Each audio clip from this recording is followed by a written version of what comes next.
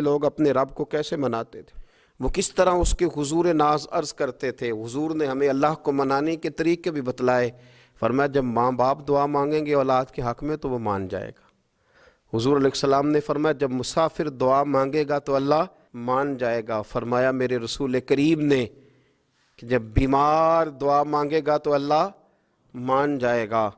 اور سید عالم علیہ السلام فرمانے لگے جب تمہارے ضعیف، کمزور، مجبور لوگ دعا مانگیں گے تو اللہ مان جائے گا۔ اور حضور نے فرمایا جب تم فرض ادا کر کے دعا مانگو گے تو اللہ مان جائے گا۔ اور میرے محبوب نے فرمایا جب پچھلی رات اٹھ کے تم اس کے حضور عرض کرو گے تو وہ تمہاری دعاؤں کو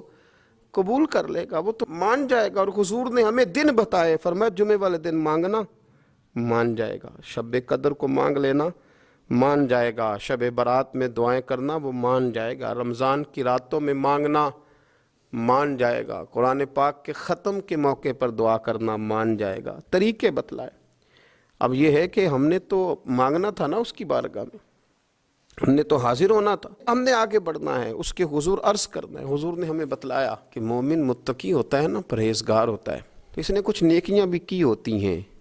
جس طرح اسے اپنے گناہوں کا پتہ ہوتا ہے نا، تو اسے پتہ ہوتا ہے کہ نہیں یار فلاں کام میں نے فقط اللہ کی رضا کے لیے کیا ہوا ہے،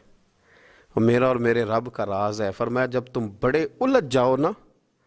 جب تم بڑی آزمائش میں آ جاؤ، اور جب تم سمجھ لو کہ اب میں بڑی تکلیف میں آ گیا ہوں، تو پھر ایک طریقہ حضور نے ہمیں اور بھی بتلایا مانگنے کا، ایک اور طریقہ بھی بتلایا، اور وہ روایت صحیح مسلم میں موجود ہے۔ راوی حضرت عبداللہ ابن عمر رضی اللہ تعالیٰ عنہ، حضور فرماتے ہیں 3 لوگ سفر کر رہے تھے۔ یہ آپ اندازہ فرمائیے، صحیح مسلم کی حدیث ہے، ایک یہ رنگ بھی ہے اللہ کو منانے کا، ایک یہ انداز بھی ہے اس کی بارگاہ میں گزارشات پیش کرنے کا، یہ بھی ایک طریقہ حضور نے ہمیں بتلایا۔ اگرچہ اپنی نیکیوں کو چھپانا چاہیے، نیکیاں جو چھپی ہوئی ہوتی ہیں وہ قیمتی ہوتی ہیں۔ حضرت عبداللہ ابن عمر فرمانے لگے کہ نبی پاک صلی اللہ علیہ وسلم فرماتے ہیں 3 لوگ سفر کر رہے تھے، رستے میں طوفان آ گیا، تیز بارش شروع ہو گئی، تو حضور فرماتے ہیں وہ تینوں بارش سے بچنے کے لیے ایک غار میں چھپ گئے۔ ہم کو پتہ ہے پرانے زمانے کے اندر غاریں ہوتی تھیں، اور لوگ جب سفر کرتے تھے لمبے تو پتھروں اور پہاڑوں کے بیچ میں سے سفر کرتے تھے۔ وہ غار کے اندر چلے گئے، اب چونکہ طوفان بہت زیادہ تھا، جب وہ غار کے اندر چلے گئے تو اللہ کے پیارے حبیب صلی اللہ علیہ وسلم فرماتے ہیں پتھر اوپر سے لڑکتا ہوا آیا، آ کے اس نے غار کو بند کر دیا۔ اتنا تیز اور اس مضبوطی کے ساتھ وہ پتھر لگا، اور اتنا صحیح فٹ ہوا کہ اندر روشنی آنی بھی ختم ہو گئی۔ اب 3 لوگ ہیں، تھوڑی دیر تو وہ پریشان رہے کہ شاید اب کبھی بچ نہیں سکیں گے،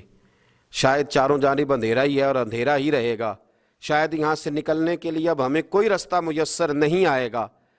وہ پہلے تو پریشان ہوئے، پھر کہنے لگے یار اس طرح کرو، اگر کوئی زندگی میں نیکی کی ہے نا تو ذرا اس نیکی کو یاد تو کرو،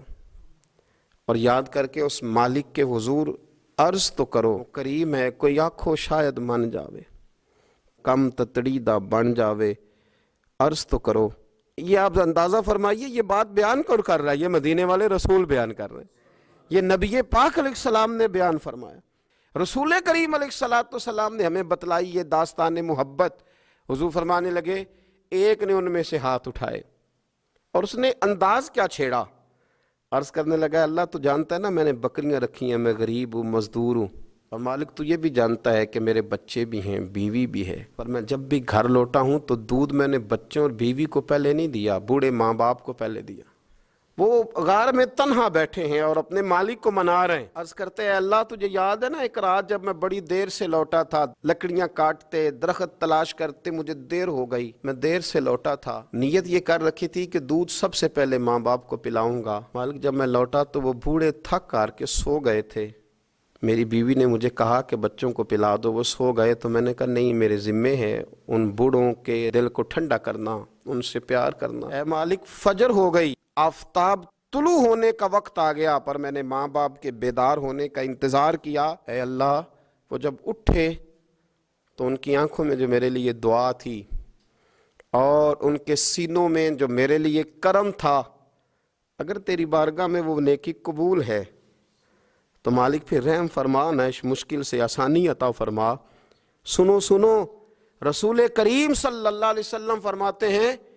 کہ اس بندے کی دعا مکمل ہوئی تو پتھر تھوڑا سا سرک گیا، اور اتنا سرکا کہ آسمان نظر آنے لگا۔ جس نے ماں باپ کو منایا ہے، ان سے پیار کیا ہے، پھر یہی بات وسیلہ بن جائے گی رب کے ماننے کا۔ پھر رسول کریم صلی اللہ علیہ وسلم فرمانے لگے، دوسرا بولا اور عرض کرنے لگا کہ اے اللہ، تو جانتا ہے مجھے اپنے چچا کی بیٹی بھانے لگی تھی، میں اس کی طرف رغبت کرنے لگا تھا، اور میں نے جب اس سے جا کے ارادہ کیا کہ میں تیرا طالب ہوں، تو اس نے مجھے کہا کہ پہلے 100 دینار لاؤ۔ تو اللہ، میں نے مشقت کر کے 100 دینار جمع کیے، اور جب میں پوری طرح اس پر حاوی ہو گیا، وہ میرے قبضے میں آ گئی اور گناہ کا میں نے ارادہ کر لیا، تو اس عورت کے منہ سے ایک جملہ نکلا کہ اللہ سے ڈر، اے مالک وہ میرے قبضے میں تھی، اے اللہ میں گناہ پر قادر تھا، میں چاہتا تو گناہ کر لیتا،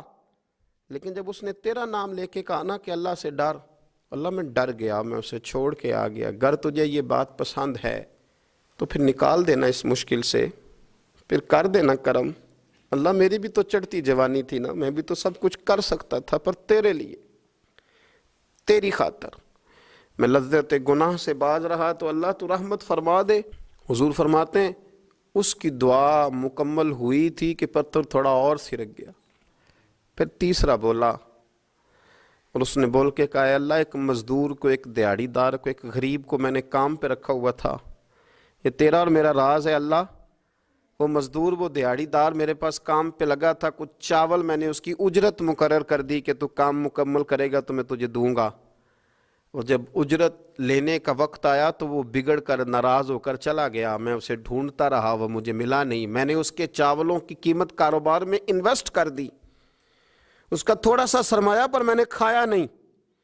پھر وہ مجھ سے میں کاروبار کرتا رہا، اور اتنا کاروبار کیا کہ بہت ساری گائیں اور ان کے چرواہے تیار ہو گئے، وہ سالوں کے بعد لوٹا، میں نے اس غریب کا مال کھایا نہیں بلکہ بڑھایا، محفوظ کر کے رکھا، وہ سالوں کے بعد لوٹا اور کہنے لگا میرا مال، تو میں نے کہا وہ ساری گائیں تیری ہیں،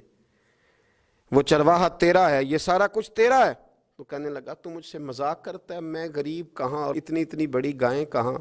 تو مذاق کرتا ہے؟ تو میں نے کہا مذاق نہیں، میں نے اپنے رب سے ڈر کے تیرے مال کی حفاظت کی، یہ تیرا ہے۔ اے اللہ، میں کھا بھی تو سکتا تھا نا، پر تجھ سے ڈر کر میں نے وہ سارا محفوظ رکھا۔ اللہ اگر تجھے میری یہ ادا پسند ہے تو پھر آج مان جانا، آج راضی ہو جا۔ اللہ کے رسول فرماتے ہیں اس کی دعا مکمل ہوئی تھی کہ پتھر لڑکا اور ان کے لیے رستہ بن گیا،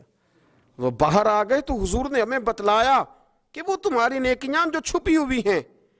وہ تمہاری نیکیاں جو تم نے خالص اللہ کی رضا کے لیے کی ہیں، ان نیکیوں، ان اعمال کا وسیلہ بھی تمہارے رب کے ماننے کا ذریعہ بن جائے گا، اس کو منایا جائے، اس کے حضور حاضری